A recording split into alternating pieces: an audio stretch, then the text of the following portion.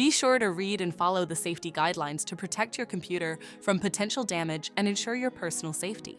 For more information about safety guidelines, see the owner's manual at dell.com/support.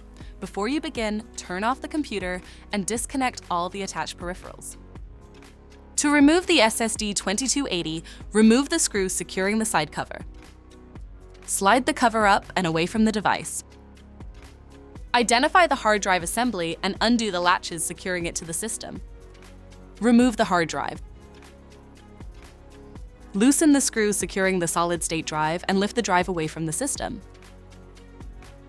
To reinstall the SSD 2280, align the notch with the tab and secure it with the correct screw. Reinsert the hard drive.